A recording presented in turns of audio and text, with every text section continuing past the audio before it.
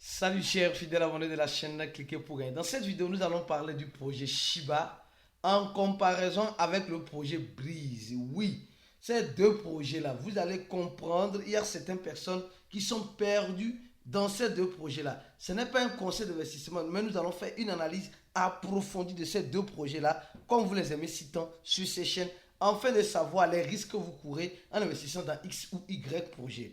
Et aussi, nous allons parler aussi, une fois de plus, des exécutifs du grand échangeur que nous connaissons qui sont en train de souffrir. Nous allons parler de BlackRock et de bien d'autres informations importantes. Alors, avant de démarrer la vidéo, nous allons parler de cette information. Je ne sais pas si tu le sais, si tu ne le sais pas, il faut le savoir maintenant. Nous allons parler de l'échangeur BitGet. Je crois que tout le monde connaît cet échangeur et tout le monde a déjà un compte sur cet échangeur-là. D'accord? Il ne faut jamais avoir un compte sur un seul et unique échangeur. Ayez plusieurs échangeurs au cas où, comme on dit souvent, répartir son investissement sur plusieurs échangeurs. Nous allons parler de cet échangeur rapidement. On nous dit simplement mercredi flash. Zéro frais lors de l'achat avec les cartes bancaires. D'accord? Vous pouvez acheter des crypto-monnaies, faire l'achat des crypto-monnaies sans payer les frais. Les frais qui sont souvent liés, les frais exorbitants qui sont souvent liés au quoi? Aux cartes bancaires. On dit tous les mercredis, donc le mercredi prochain, d'accord? Et maintenant, on dit les conditions nécessaires. Les conditions nécessaires, c'est quoi? Acheter chaque semaine des tokens nouvellement listés sans frais, d'accord? Deuxième, les avantages, deuxième, vous avez plus de 140 devises, 140 monnaies fiduciaires.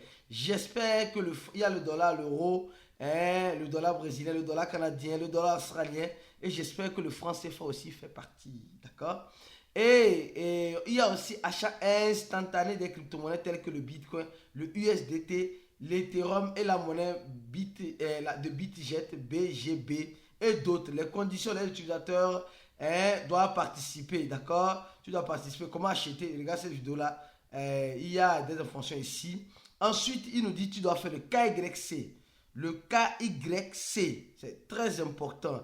Et accepter voilà, le droit d'ajustement, de modification, etc. etc. Et c'est bon. Donc, tu pourras purement et simplement faire quoi? Acheter tes crypto-monnaies avec ta carte bancaire. Donc, qui sait?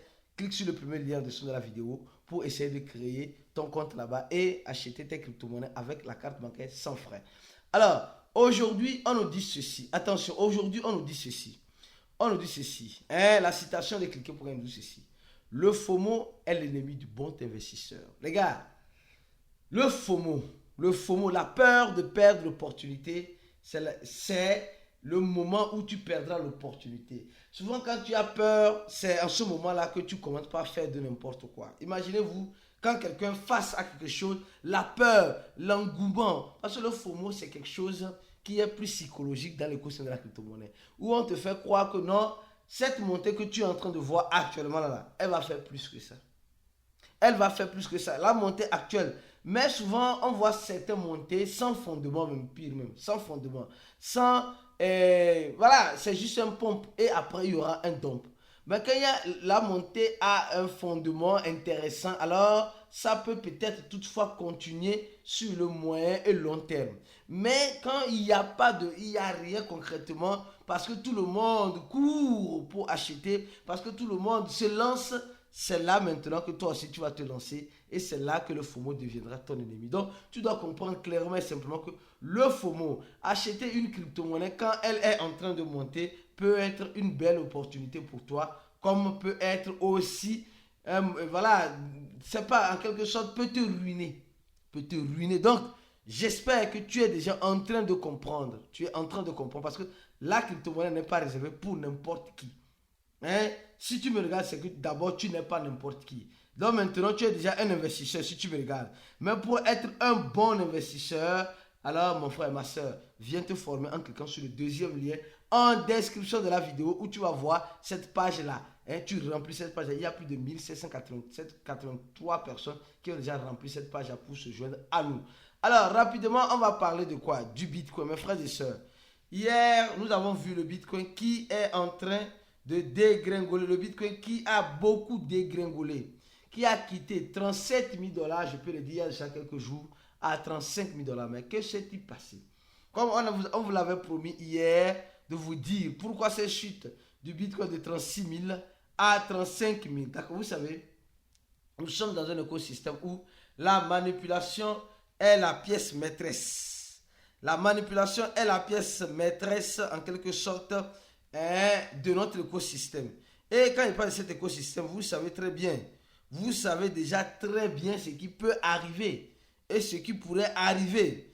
Alors, d'abord, on dit simplement que quoi, le Bitcoin a chuté. C'est pourquoi? À cause de BlackRock.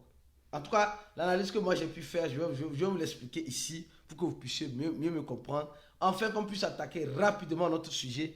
Le Shiba et le projet Breeze. Oui, une comparaison. Qu'est-ce que tu dois savoir réellement avec ces deux projets-là et où le risque est élevé, où l'avantage est élevé, et etc. etc. D'accord. Alors, on dit simplement, BlackRock nous dit simplement que selon elle, le Bitcoin est en danger.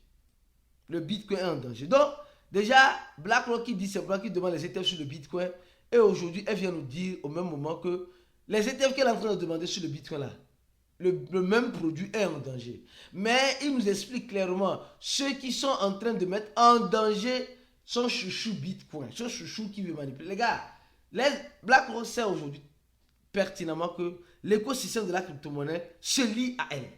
BlackRock est en train de gagner plus de crédit et de notoriété dans cet écosystème. Toute information liant BlackRock avec les crypto-monnaies va entraîner la chute ou va entraîner la montée. Elle nous dit simplement que le Bitcoin est en danger. Pourquoi? Parce qu'on a le USDT et le USTC. Mais quelles sont ces deux crypto-monnaies? C'est des stablecoins. Le USDT de Tether et le USTC de Circle de Coinbase. Que ces deux stablecoins représentent un grand danger pour le Bitcoin. Les gars, je me rappelle très bien, on a déjà parlé de cela une fois, je crois bien, dans une de nos chat-voix. Dans le groupe VIP, je crois bien, on a une fois parlé de cela dans le groupe VIP. Donc, si tu n'es pas dans notre groupe VIP, qu'est-ce que je te demanderais de faire? Je te demanderais simplement et purement de nous contacter sur Telegram, les gars. De nous contacter simplement sur Telegram. À part Telegram, sur ces deux numéros-là, plus 228 97 04 48 07 ou le plus 55 11 95 28 09 797. Contacte-nous sur ces numéros Telegram-là pour demander l'adhésion au groupe VIP. Pour demander, ce n'est plus sur WhatsApp. Même si tu viens sur WhatsApp, tu nous trouves. Mais on n'est plus sur Telegram, les gars. Contactez-nous sur Telegram pour demander votre adhésion dans ce groupe fermé. C'est important pour tout investisseur de faire partie de ce groupe fermé afin de comprendre les terminologies et aussi le système manipulable dans les crypto-monnaies. Alors, BlackRock nous dit simplement que le Bitcoin est en danger à cause de ces deux stablecoins que je vous ai cités tout à l'heure. Parce que ces deux stablecoins, BlackRock dit simplement, ces deux stablecoins ne sont pas émis de la façon la plus appropriée. Bon, c'est la question que je me pose.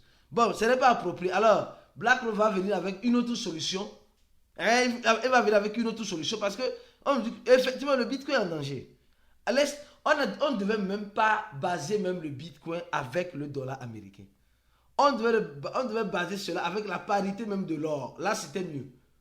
Ça veut dire qu'on voit le prix de l'or et on base ça sur le prix de l'or. Mais on a basé ça sur une monnaie, en quelque sorte, qui peut être émise à chaque moment.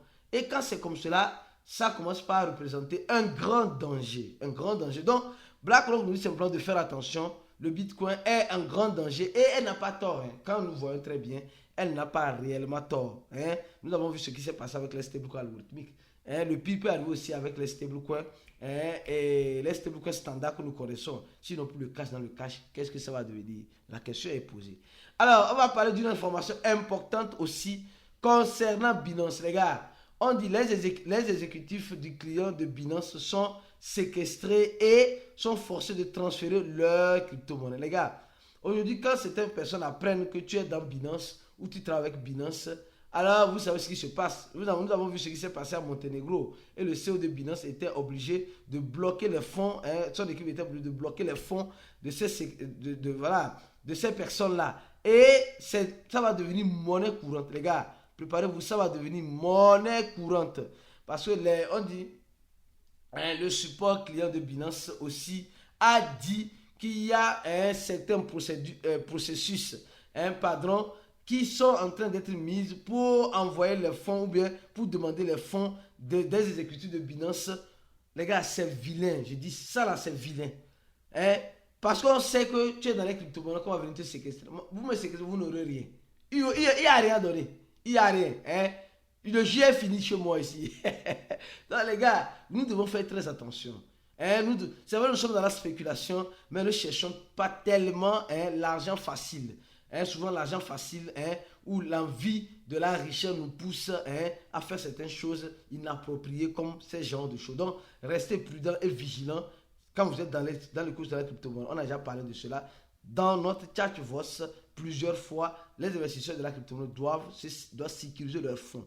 Alors, nous allons maintenant parler de quoi? Shiba et le projet Breeze. Attention, Shiba et le projet Breeze. Nous allons faire, je n'aime pas trop ça, mais comme les gens demandent, on va faire quoi? On va les satisfaire ou bien on va vous satisfaire. Les gens demandent parce que les gens sont perdus dans ces deux projets-là. On va faire une analyse un peu plus intéressante pour vous, afin de comprendre clairement ces deux projets-là.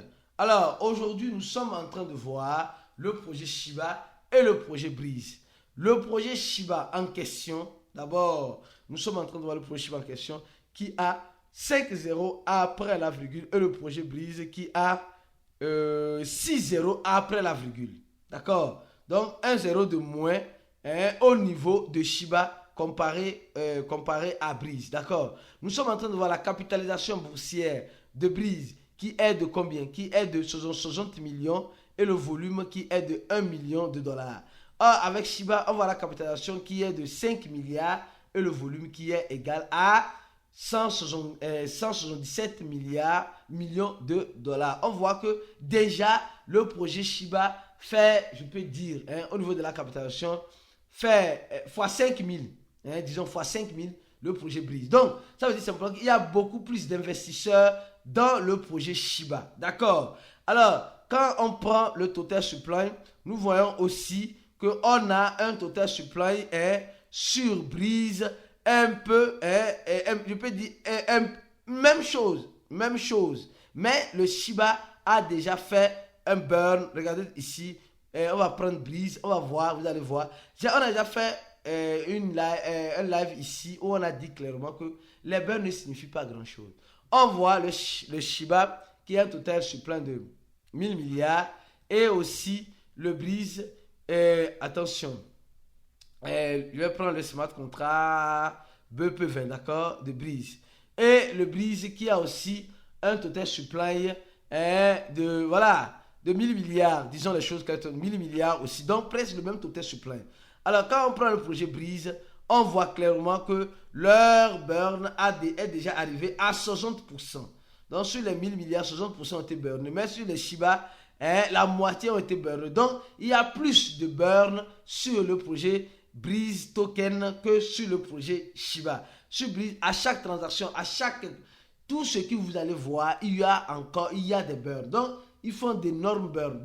Donc Breeze fait plus de burn que le projet Shibarium. D'accord?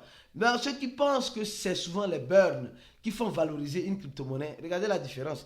Ici, nous sommes en train de voir que Breeze fait plus de burn, mais elle n'est pas plus valorisée que le projet Shiba. Mais pourquoi le projet Shiba est valorisé? Parce que le projet Shiba, que nous le voulions ou pas, a une grande communauté. Attention. Et le projet Shiba a plus de je crois bien, attendez, je vais voir rapidement ici. Et le projet Shiba a une communauté hyper active. Or, le projet Breeze, la communauté n'est plus hyper active. Attention, le projet Shiba a plus de 3 millions d'utilisateurs. Au même moment, nous voyons le projet Breeze qui a un demi-million d'utilisateurs. Donc, presque je peux dire, fois 6. Si vous voulez, fois 6. D'accord? Et nous voyons que le projet Breeze a sa propre blockchain où elle a fait une nouvelle mise à jour récemment. Et le projet Shiba aussi a sa propre blockchain où elle a fait où elle a été lancée le mois d'août. Alors, vous êtes en train de voir clairement que beaucoup de ces projets-là ont beaucoup de choses en commun. Mais ce qu'elles n'ont pas en commun, c'est ici. En fait, ce volume que vous êtes en train de voir au niveau de Shiba, c'est parce qu'il y a des gros investisseurs dans le projet Shiba. Or, dans le projet Breeze, on voit qu'il il y a aussi des investisseurs, mais pas si gros que ceux de Shiba. Attention, ils ne sont pas si gros que ceux de Shiba. Et nous sommes en train de voir le projet Breeze aujourd'hui qui est en train de lancer sa voiture électronique, d'accord, le K Breeze qui va être lancé le 7 décembre à où? À Dubaï, je crois bien. À Dubaï. L'événement aura lieu à Dubaï. Et qu'est-ce qui va se passer aujourd'hui? Nous sommes. Parce que ce projet, quand il y a quelque chose qui veut se lancer comme cela, là, il y a une petite montée. Il y a une petite montée. Attention. Je ne dis pas, les gars, je ne vous dis pas de courir pour acheter. S'il vous plaît, pour l'amour du grand Dieu. Je ne vous dis pas de courir pour acheter Barat disant que non, c'est le. Non, attention, s'il vous plaît, pour l'amour du grand Dieu. Je sais que peut-être que ce projet-là, il pourrait avoir un petit verre lors de ce lancement. Parce que les gars là sont habitués à rentrer dans le FOMO, dans un FOMO sans fin quand il y a ce genre de choses. Or, au même moment, nous sommes en train de voir le projet Shiba aujourd'hui avec son Shibarium qui, en quelque sorte, ne rassure pas peut-être tellement les investisseurs en ce moment et ça semble être compliqué. Mais les gens disent non, donc c'est fini avec le Shiba. Les gars, ce n'est pas, moi je crois aussi que ce n'est pas encore fini avec le Shiba. Le Shiba n'a pas encore dit son dernier mot. Le Shiba n'a pas encore dit son dernier mot. Elle a encore un mot à dire. Mais ce mot-là, je ne sais pas comment elle va venir. Et voilà, on verra bien comment ça va se terminer.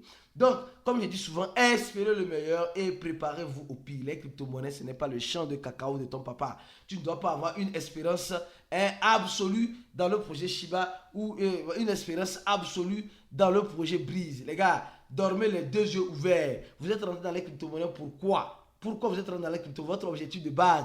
Et faites attention, j'ai dit faites attention au FOMO. Nous sommes toujours disponibles. Je suis toujours disponible sur ces deux numéros-là, Telegram, le plus. Ça, c'est mes numéros personnels. Attention. Plus 228 96 04 48 07 sur Telegram ou plus 55 11 95 95 28 09 797. Contactez-moi sur Telegram ou cliquez sur le premier lien de la vidéo pour faire notre formation. Remplissez ce formulaire. Je vous contacterai directement sur ces deux numéros-là. Et comme vous le savez, on se dit à la prochaine vidéo pour des informations comme celle-ci. Et ciao!